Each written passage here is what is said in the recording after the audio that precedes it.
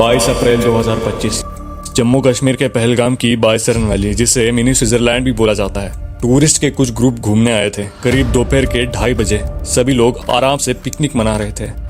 शिवमोगा कर्नाटक से हम Indian travel stores में बुक करके कश्मीर प्रवास में आए हैं। अब हमारा कश्मीर टूर का दूसरा दिन है। तभी ये दृश्य कुछ ऐसा बदल जाता है।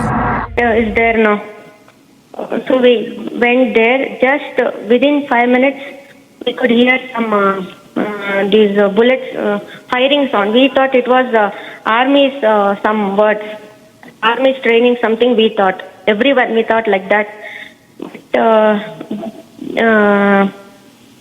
But when I turned, all were running. I was with my son. But when I turned at my husband, just he was shot dead. Just one bullet. And that terrorist, जिस बंदे ने मेरे पति को मारा ना, वो वही जा रहा था। मैंने उसे बोला मुझे भी मारो, तूने मेरे पति को मारा। मेरे सन में भी बोला, तो उसने हमें नहीं मारा। उसने बोला मोदी को बोलो। उसने क्या बोला? उसने बोला नहीं, मोदी को बोलो, कहकर चला गया वहां से।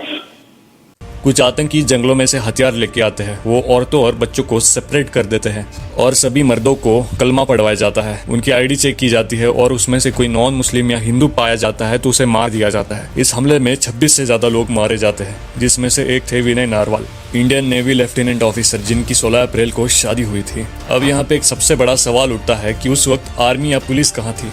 देखो, टूरिस्ट एरिया जैसे पहलगाम में रूटीन सिक्योरिटी का जिम्मा लोकल पुलिस का और सीआरपीएफ का होता है। अप्रैल का महीना था, अमरनाथ यात्रा के सीजन में नहीं हुआ, इसीलिए सिक्योरिटी भी कम थी। और जब आर्मी को किसी एरिया में ज्यादा थ्रेट ना लगे तो वहाँ उनकी डिप्लॉयमेंट नहीं होती।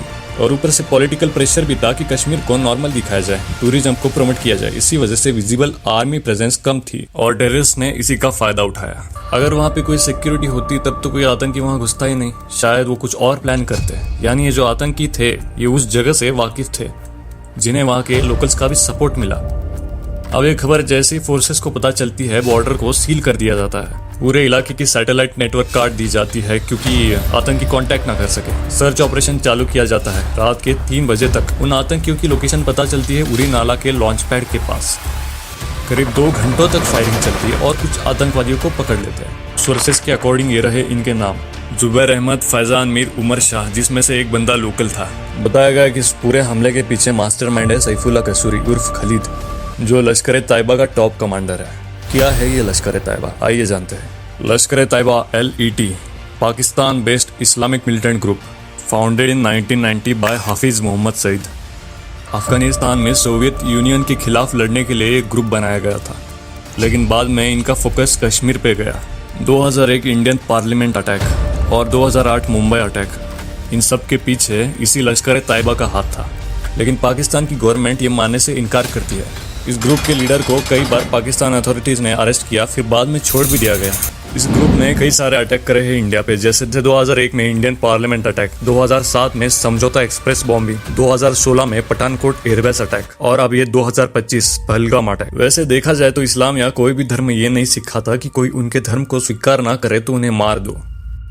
लेकिन इन आतंकियों ने ये नया ही कुछ बना के रखा है, जो कुरान में कहीं है भी नहीं। लेकिन कुछ लोग ऐसे होते हैं जो गलत सिखाते हैं।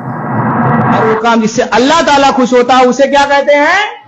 इबादत कहते हैं। तो इबादत कहते हैं दिवाली मनाने से अल्लाह खुश होगा? अच्छा, होली खेलने से अल्लाह खुश होगा? किसी गैर कौम की त्योहार मनाने से अल्लाह ताला नाराज होगा कि खुश होगा? नाराज होगा। और खुश कौन होगा? शैतान खुश होगा। और शैतान तो चाहता है ना कि अल्लाह की इबादत और इताअत से मोड़ करके, हटा करके तुमको किसी गैर की तरफ लगा दे, है कि नहीं है? अब कुछ लोग मानते हैं कि सब के पीछे बीजेपी का हाथ है। जब से बीजेपी पावर में आई है ये सब दंगे और आतंकी हमले बढ़ गए हैं। ठीक है, चलिए बीजेपी आने के पहले का क्या हाल था देखते हैं। 1947 पार्टीशन रायट, जिसमें 20 लाख से ज्यादा लोग मारे गए। 1961 Jabalpur riot, 1964 Rourkela riot, 1964 Jamshedpur riot, 1969 Gujarat riot, जिसमें 500 से ज्यादा लोग मारे गए। 1980 Moradabad riot, 1989 Bhagalpur riot, 1990 Kashmiri Pandit exodus, 1993 Babri Masjid demolition, 2002 Godhra train burning Gujarat riot, 2013 13 Muzaffarnagar riot. ये सभी दंगे और हमले किसी पार्टी की वजह से नहीं होते, माइंडसेट और पॉइजनस आइडियोलॉजीज की वजह से होते हैं। अरे हिंदुस्तान हम 25 कौड़ है ना, तुम 100 कौड़ है ना, ठीक है। तुम तो हमारे से इतने ज्यादा है, 15 मिनट के लिए पुलिस को हटा लो, बता देंगे किसमें हिम्मत है, कौन ताकत है। अब इस हमले पर इंडिया क्या रिएक्ट करती है, आइए देखते हैं। इंडस वाटर ट्रीटी को सस्पेंड कर दिया गया, जो पाकिस्तान का मेन सोर्स है पानी का। वीजा स्कीम बंद कर दी गई और बॉर्डर सील कर दिया गया, और जो पाकिस्तानी थे इंडिया में उन्हें तुरंत देश छोड़ने का ऑर्डर दिया गया। अब आने वाले समय में गवर्नमेंट क्या एक्शन लेगी कि ऐसे हमले दोबारा ना हो, तो अब गवर्नमेंट का काम है। लेकिन एज ए कॉमन सिटीजन हमारी भी रिस्पॉन्सिबिलिटी बनती है कुछ हम करें। हम जो कर सकते हैं वो है यूनिटी। अगर मराठी और कन्नड़ा का एग्जाम्पल देख लो, आपस में ही लड़ेंगे। मराठी इम्पोर्टेंट नहीं है, क्यों मराठी हाँ? मराठी इम्पोर्टेंट है कि ना, जैसे मला So why? You have to speak in Kannada. No, we will not speak in Kannada. Not in because Why we will you speak in people are not Kannada? in और इसका फायदा होता है इन आतंकियों को, क्योंकि डिवाइडेड लोगों को मारना और भी ज्यादा आसान हो जाता है। अगर तुम लोग चाहते हो मैं इस टॉपिक पे एक डेडिकेटेड वीडियो बनाऊं तो कमेंट बॉक्स ओपन है। अब जरूरत है तो एक होने की, तब तक के लिए ख्याल रखें।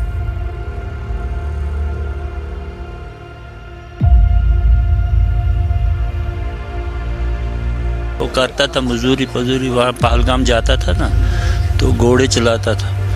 तो जब वहाँ गया, वहाँ वो फायरिंग हुई, तो उसने उसको जो मेहमान थे साथ, उनको बचाने के लिए उसने अपनी जान दे दी। जख्मियों को हमने जो देखा था, मतलब वहाँ पे उनकी मतलब जो जख्मी थे, हमने भी जो प्रेसिडेंट है उन्होंने बोला आप इनको लेके जाओ, नीचे कंधे पे लेके जाओ, आप इनको अस्पताल पहुँचाओ। फिर उनको रास्ते में पानी पे दिलासा दिया, आपको डरने की ज़रूरत नहीं, हम साथ में। फायरिंग के दौरान ही उनके बच्चे रोने लगे, ये वो, उनको हमने वहाँ से निकाला, और हमने पहलगाम में लाया, सेफ लाया उनको, 11 लोगों को। और ये हमारा इंसानियत फ़र्ज था कि उनको सही सलामत हमने निकालना था वहाँ से। और फिर हमारे घर वाले भी वहाँ पहुँचे, हमारा पापा भी पहुँचा, हमारी मम्मी भी पहुँची। फिर हमने उनको वहाँ से निकाला और श्रीनगर पहुँचाया, और श्रीनगर में एयरपोर्ट में उनको हम छोड़ के आए। नजाकत ने तो इंसानियत पेश की है। मारने वाले तो अपनी नियत और सोच से मार रहा था, बचाने वाला अपनी नियत और सोच से बचा रहा था। मारने वाले से बड़ा होता है बचाने वाला। सब अपनी सोच के ऊपर डिपेंड करता है। उसको वो चाहता तो मुझे छोड़ के भाग भी सकता था, मैं नहीं भागा, उस पल तक नहीं भागा। उस पल के बाद मुझे जब तक कश्मीर से नहीं निकाला तब तक नहीं भागा।